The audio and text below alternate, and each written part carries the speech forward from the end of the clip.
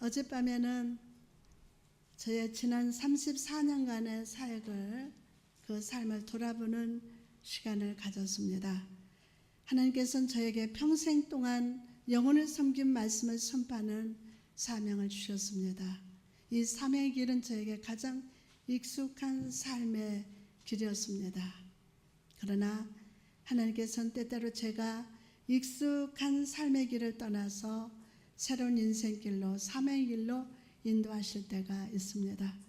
그 길에서 두렵고 떨리지만 그 미지의 길에 하나님의 준비하신 은혜와 수많은 영혼들의 갈급함을 보게 하시고 은혜의 손으로 살려주시는 하나님의 역사를 보게 됩니다. 여러분, 주님께서는 오늘 여러분의 손을 붙잡고 새로운 인생길, 축복의 길, 은혜를 경험하는 부흥의 자리로 인도하기를 원합니다. 오늘 주님의 손을 붙들고 그분을 경험합시다. 하나님의 은혜를 경험합시다. 새로운 은혜의 손길을 경험하시기를 주님의 이름으로 축복합니다. 오늘 시는 나를 붙드소서.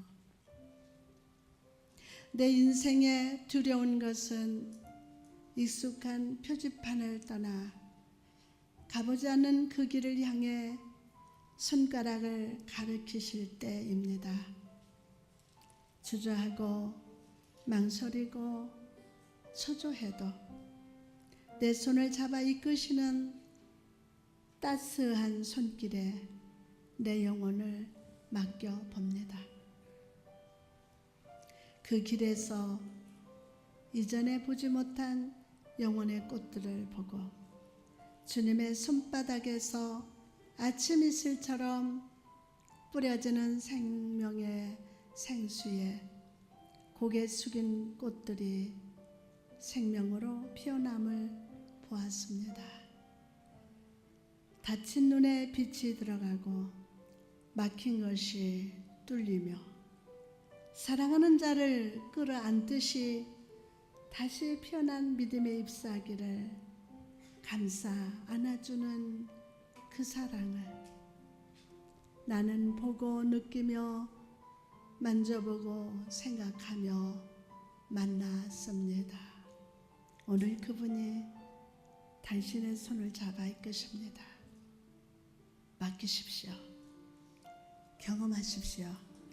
그 은혜로 다시 피어나십시오. 할렐루야. 이렇게 귀한 날 함께 예배하며 주 하나님의 임재 안에 모이게 하신 성령님을 찬양합니다. 감사합니다.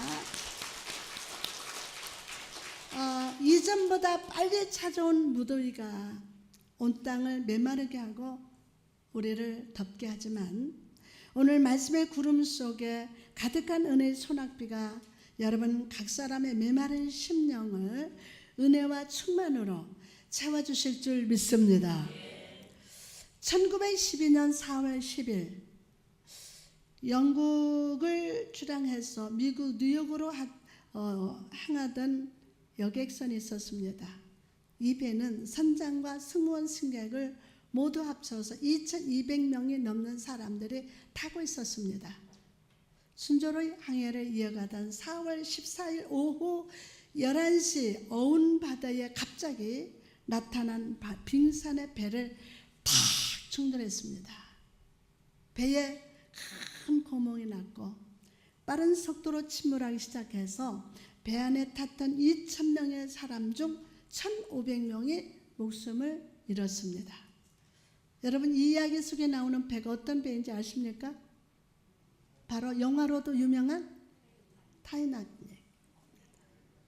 이 배가 만들어지던 당시 세계 최고의 여객선, 신도 침몰시킬 수 없다고 자랑했던 배였지만 갑자기 나타난 빙산 앞에서 작은 종이 배처럼 가라앉고 말았습니다. 이 사건을 통해서 사람들은요, 자연의 섭리, 그 자연 만물을 다스리시는 하나님 앞에서 인간은 연약한 존재라는 것을 다시 깨닫게 되었어요. 인간은 연약한 존재다. 100여 년 전 바다를 항해하다 침몰해 가던 뭐가 이 배가 오늘 본문 속에서 우리에게 거친 바람이 불어오는 바다를 항해하는 한 척의 배를 보게 됩니다. 그리고 성령께서는 오늘 말씀을 듣는 여러분의 눈앞에 은혜의 영사기를 쫙 비춰주셔서 우리가 인생이라는 항해를 함에 있어서 꼭 주목하고 잊지 말아야 할 중요한 영적 진리를 깨닫게 하기를 원하고 계십니다. 자, 그럼 오늘 본문 속에 나타난 사건 속에서 우리가 주목해서 바라봐야 할 장면이 무엇입니까? 첫 번째 장면은 남풍이 순하게 불어오는 바닷가입니다. 남풍. 여러분, 어린아이가 엄마 손을 잡고 걷듯이 어린 양의 목자 인도를 따라서 걸어가는 것처럼 바울은 예수 그리스도 십자가의 복음을 들고 성령의 인도하심을 따라서 로마를 항해하면서 가고 있었습니다. 그의 영혼은 예수 그리스도 안에서 은혜의 창공을 나르는 비둘기 같았지만 겉으로 보이는 그 육신은 결박이 되어 있었어요. 겉으로 보는 그의 육신은 결박이 되어 있었습니다.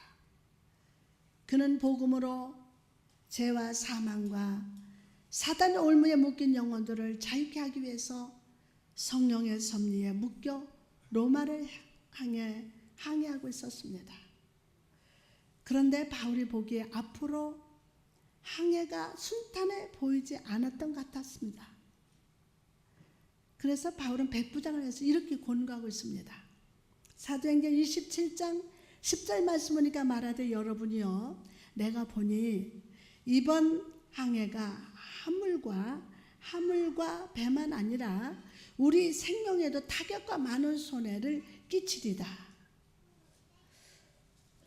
여러분, 바울이 이렇게 말하는 이유가 무엇입니까? 바울 그 자신이 인생을 살면서 3번이나 배가 난파되어 죽을 위기를 겪어보았기 때문이고 하나님의 인도하심과 부하심이 없는 항해가 얼마나 위험한지를 알고 있었기 때문이에요. 바울의 이 말을 들은 백부장은 어떻게 반응했습니까?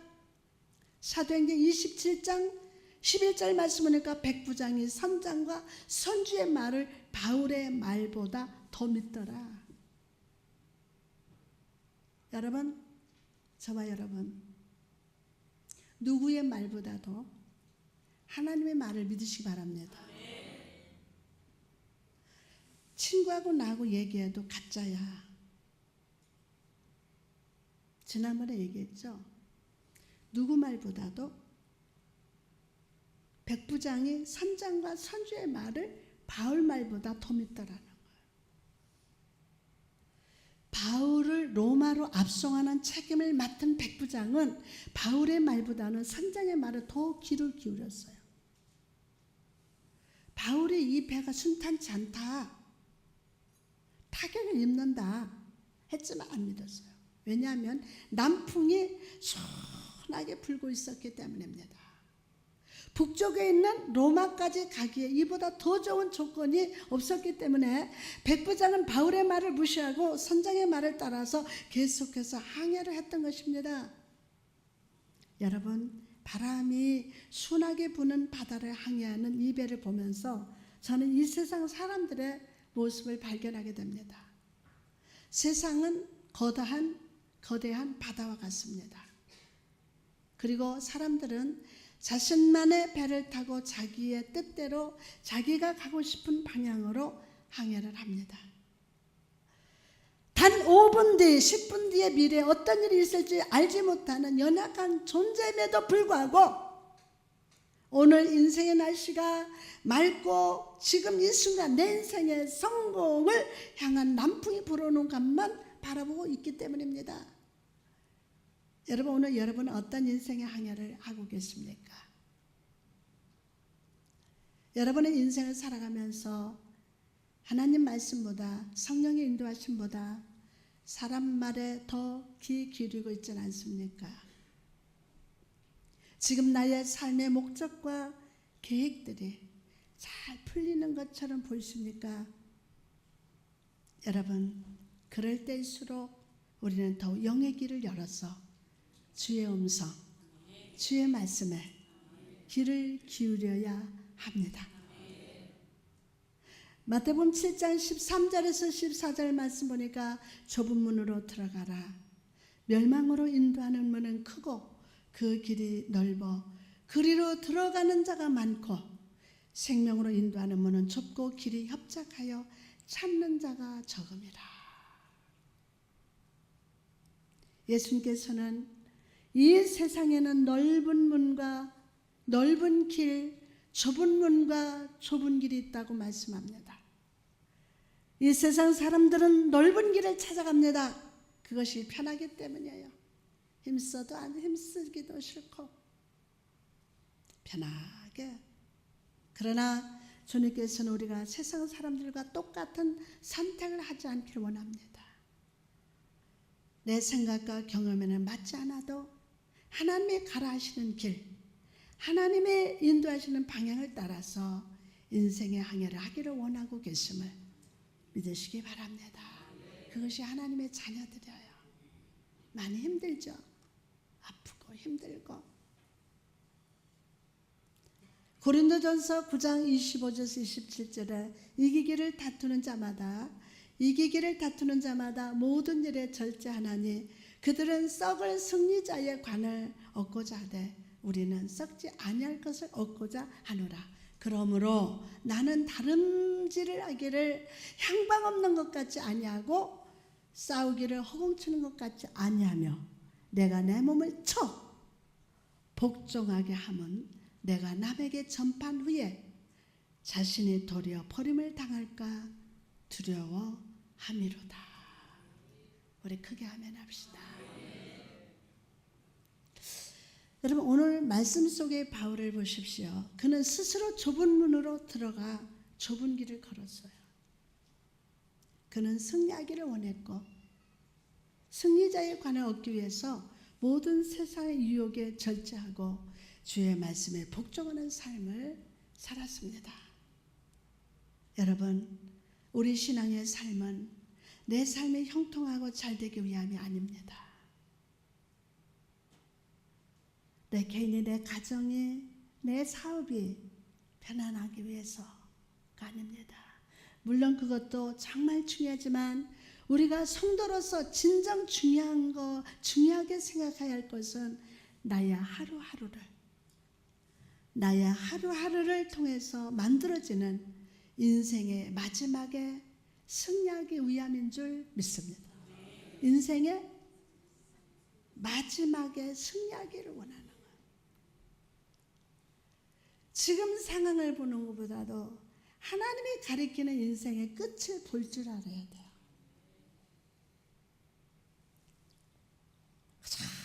시험도 이기고 마귀도 이기고 환난도 이기고 병도 이기면서 잘 살아가다가 마지막에 승리하지 못하면 이거 뭐합니까? 세상에 주는 명예와 권력, 힘이 아니라 하나님 주시는 영광의 면류관을 바라보며 버림받는 자가 아니라 구원받는 자로 세워지게 될 줄 믿습니다. 이게 중요해요. 그러므로 여러분, 오늘 시간 이 저의 사랑의 권고를 가볍게 생각하지 마시고 오늘 이 예배를 통해서 내가 다시 내 인생의 길을 점검하고 세상 유혹을 거절하고 하나님 말씀에 복종하는 시간으로 삼으시기 바랍니다. 오늘 이 믿음의 순종이 쌓여 하나님께서 기뻐하시는 자로 주의 면류관을 받아서 승리하는 자로 성장하시기를 주의 이름으로 축원합니다. 누가 뭐라 해도 여러분, 하나님은 나를 안다.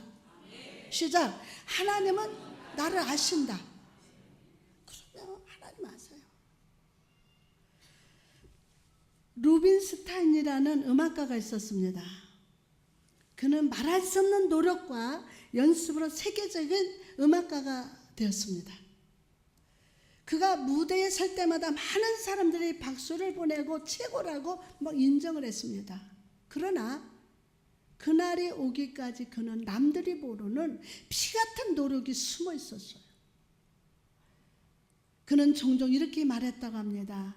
하루만 연습을 걸으면 내가 알고, 이틀을 걸으면 내 친구가 알고, 3일을 걸으면 내 청중이 안다. 여러분, 이처럼 신앙생활에도 끊임없는 내려놓음, 순종의 연습이 없이는 절대로 성숙한 성도가 될 수 없어요. 예수님 보십시오. 그분도 이 땅에 계실 때 매일 아침 기도를 통해서 하나님 말씀을 가지고 씨름을 하셨어요. 자기 자신에게 다가오는 환경과 그 사건들을 놓고 땀을 흘리셨어요.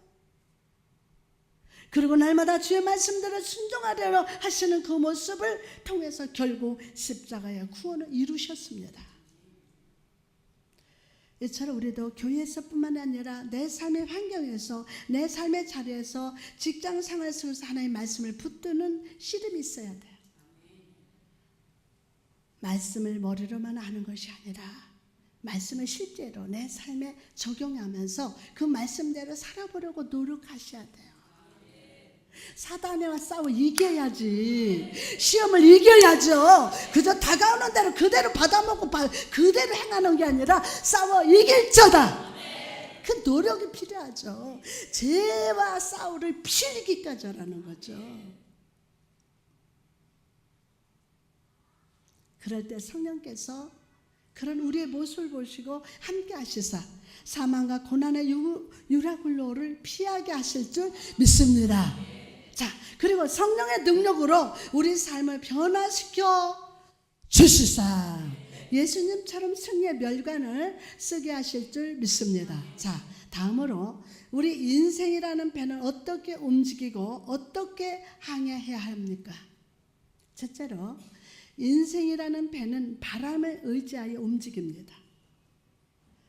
오늘날에는 과학이 발달해서 굳이 바람이 없어도 배가 움직이지만 바울이 살던 당시 대부분의 배들은요 바람을 의지해서 항해를 했습니다. 이처럼 우리 인생도 순풍이 불지 않으면 앞으로 나아갈 수 없습니다. 그 순풍이 무엇입니까? 바로 성령의 바람임을 믿으시기 바랍니다. 성령의 바람, 성령의 바람. 성령의 순풍이 우리 영혼에 부르지 않으면 우리는 앞으로 전진할 수 없어요. 은혜 항구로 나갈 수 없습니다. 성령님 오늘 우리에게 전진케 하는 바람을 임하시사 내 인생의 돛을 가득 채워 은혜를 향해 나가게 하옵소서. 그러므로 오늘 여러분 이 시간 성령을 사모합시다. 성령을 높여드립시다. 항상 성령과 동행하고 매일의 삶 속에 성령께서 붙들어 주시기를 간구하시기 바랍니다. 이 놀라운 축복 받으시기를 바랍니다. 성령의 축복 받아야 돼요. 그러나 바람만 있다고 배가 갈 수 있는 것은 아닙니다. 순풍이 불어올 때 배의 선원들은요 돛들을 잘 펴고 조종해서 바람을 가장 잘 받을 수 있는 상태로 준비를 합니다. 즉 자기가 해야 할 일을 부지런히 해야 한다는 거예요. 동일한 순풍이 불어도 어떤 배는 멀리까지 가고 어떤 배는 조금밖에 가지 못합니다. 왜 그렇습니까? 바람을 잘 이용하기 위해서 얼마나 수고하느냐에 따라 나아가는 정도가 다르기 때문이에요. 달라요. 때때로 모든 돛을 다 펴야 할 때도 있고 어떤 때는 돛을 일부분만 펴야 할 때가 있습니다. 이처럼 우리 인생도 항상 성령의 음성에 민감해야 돼요. 내가 반만 펴야 될지 완전히 확 펴야 될지 내가 어떻게 해야 돼? 하나님 올라가 오릴까? 내려가려 오릴까? 그래서 이 성령의 음성에 정말 민감해야 돼요. 성령께서 임하실 때 성령 우리로 가만히 앉아있게 하시는 것이 아니라 끊임없이 움직이게 하십니다. 끊임없이. 때로는 믿음의 돛을 활짝 펴게 하시고 때로는 겸손으로 돛을 거두게 하실 때도 있습니다. 이 배가 꼼짝 못하도록 돛을 거둘 때도 있어요. 때문에 우리는 항상 영으로 깨어서 성령 인도하심에 민감한 자가 되어야 합니다. 사무엘하 5장에 보니까 다윗이 블레셋 군대를 치는 장면이 나옵니다. 5장 24절에 뽕나무 꼭대기에서 걸음 걷는 소리가 들리거든 곧 공격해라. 그때의 여호와가 너보다 앞서 나가서 블레셋 군대를 치리라 하신대라. 다윗이 블레셋을 공격할 때 하나님께서는 다윗에게 가만히 앉아 있으라고 하지 않았어요. 다윗은 천사들의 블레셋 군대를 치기 위해서 나뭇잎을 밟는 소리와 바람 스치는 소리가 들리기까지 영의 길을 딱 열고 기다리고 있었어요. 기다리고. 그리고 그의 귀에 발자국 소리와 바람 소리가 들렸을 때 그는 확신의 돛을 탁 활짝 펴고 대적을 치러 달려갔어요. 여러분, 우리 삶 속에서도 성령은 우리를 돕기 위하여 임하실 겁니다. 여러분, 한 사람 한 사람을 돕기 위해서 임하십니다. 경험하시기 바랍니다. 성령 오실 때 가만히 앉아있는 자가 되지 말고 믿음의 돛, 확신의 돛, 아멘의 돛을 높이 펴시기 바랍니다. 여러분이 있는 자리에서 최선을 다해 순종하시기 바랍니다. 있는 자리에서. 그럴 때 지금까지 나의 삶이 정체되고 뒤로 가는 것처럼 느껴졌다 해도 성령으로 말미암아 은혜로 전진하게 될 줄 믿습니다. 승리가 일상이 되고 감사가 내 노래가 될 것임을 믿으시기 바랍니다. 또한 우리 인생의 항해가 안전하기 위해서는 그리스도가 선장이 되어 주셔야 돼요. 배를 움직이는 조타 장치는 매우 작지만 배를 지배합니다. 조타 장치를 움직이는 방향으로 배가 움직이기 때문입니다. 그럼 우리 삶의 조타 장치는 무엇일까요?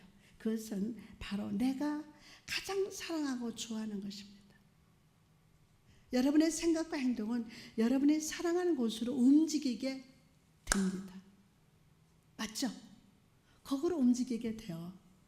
만약 여러분이 세상을 사랑한다면 여러분의 인생은 세상과 함께 떠나려 가게 됩니다.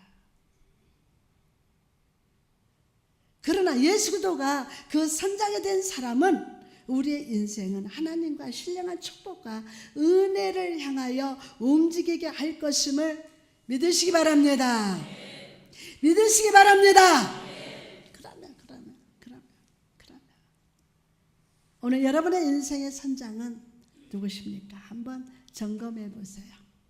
오늘 내가 주인 되었던 삶을 버리고 예수 그리스도를 인생의 선장으로 모셔드시기 바랍니다. 그럴 때 예수께서 인생의 조타 장치를 잡으시사 우리를 은혜의 항구로 이끌어 주실 줄 믿습니다. 자, 마지막으로 영적인 교제가 끊어져서는 안 됩니다. 영적인 교제. 몇 년 전 제가 바닷가 항구에 간 적이 있습니다. 그때 항구에서 어떤 사람이 나와서 깃발을 흔드는 거 봤어요. 깃발을 막 이렇게 막 흔들어요. 그랬더니 배에서도 어떤 특별한 무늬가 새겨진 깃발을 딱 흔들고 그 신호에 화답했어요. 깃발을 하니까 또 저쪽에서도 서로 신호를 합니다. 화답을 하고. 이것이 무엇인가 알아봤더니 항구에 있는 사람이 깃발을 흔드는 일을 통해서 항구에 들어오는 배의 이름은 무엇이고 어떤 화물을 싣고 있으며 행선지가 어딘지를 서로 묻는 것이라고 합니다. 여러분, 저는 오늘 여러분에게 말씀의 깃발을 들고 깃발을 흔들면서 여러분을 질문하고 싶습니다. 이게 말씀은 아니지만 이렇게 저 흔들어요. 이렇게. 에? 여러분도 솔직하게 대답해 주시기 바랍니다. 여러분의 묻고 싶은 첫 번째 질문은 당신의 배의 선장은 누구냐 하는 겁니다. 누구냐? 즉 여러분의 인생의 주인은 누구시냐는 겁니다. 많은 사람들이 자기가 인생의 주인이 되어서 자기가 원하는 대로 살아갑니다. 그러나 은혜의 항구에 들어갈 때 자기 힘과 능력, 자기 의가 선장이 된 사람은 결코 그 항구의 닷을 내릴 수 없음을 기억하십시오. 오직 예수 그리스도 한 분만이 여러분의 인생의 선장이 되게 하십시오. 그럴 때 예수께서 우리 인생의 배를 튼튼하고 강하게 하실 줄 믿습니다. 나를 자랑하던 깃발을 모두 내려놓으십시오. 그리고 오늘 예수 보혈의 십자가가 그려진 깃발을 마음 중심에 걸고 예수 그리스도는 나의 주인이시여 내 모든 것이 되십니다 라고 자랑하는 여러분 되시기를 주님의 이름 축원합니다. 두 번째 질문은 여러분의 인생 배에 싣고 있는 짐은 무엇인가 하는 겁니다. 여러분 제가 생각하면서 상담을 하다 보면 인생의 바닥에 너무나 많은 짐들을 싣고 다니는 분들이 봅니다. 짐을 좀 내려놓으면 더 빨리 나갈 수 있는데 짐을 그대로 두면서 목사님 왜 내 인생은 이렇게 멈춰 있을까요? 나 30년 예수 믿었어요. 저 권사고 장로요. 오늘 여러분 배의 바닥에는 어떤 짐이 있습니까? 삶의 염려, 걱정, 불안, 분노, 상처, 죄의 짐을 싣고 있지는 않습니까? 여러분 은혜 항구에는 그 모든 짐을 가지고 갈 수 없어요. 절대로 가지고 못 가요. 오늘 이 시간 모두 바다에 던져버립시다. 오늘의 짐이 내일을 향한 전진을 막지 못하게 하십시오. 말씀을 채우고 성령으로 채우고 하나님 주신 비전, 선한 비전으로 채우시기 바랍니다. 그럴 때 하나님께서 여러분을 기뻐 받아 주실 줄 믿습니다. 자, 마지막으로 배의 행선지가 어디냐 하는 겁니다. 바울이 복음을 전하기 위해서 로마로 항해했던 것처럼 우리의 인생 항해의 행선지는 하나님이십니다. 하나님의 준비하신 은혜의 항구인 줄 믿습니다. 그러나 안타깝게도 많은 성도들이 처음에는 잘 항해하다가 암초에 걸립니다. 겉으로 보기에는 그리 나빠 보이지 않고 어떤 문제도 되지 않을 것처럼 보이는 길들과 시간들이 있습니다. 겉으로 보기에 이것들은 아무것도 아닌 것처럼 보이지만 결국에는 우리의 삶을 좌초시키고 낙심시키며 멸망하게 만듭니다. 여러분, 저는 여러분이 이런 암초로 멸망의 유라굴로로 향하여 나아가지 않기를 축복합니다. 오늘 하나님께 부르짖으시기 바랍니다. 빛으로 임하시사 내 눈을 열어주시기를 간구하시기 바랍니다. 그럴 때 주께서 암초 같은 큰 죄, 유라굴로로 광풍 같은 은밀한 시험과 고난을 능히 피하게 하실 줄 믿습니다. 그리고 우리를 축복의 항구, 은혜의 항구에 반드시 이르게 하실 줄 믿습니다. 믿으시는 분만 아멘.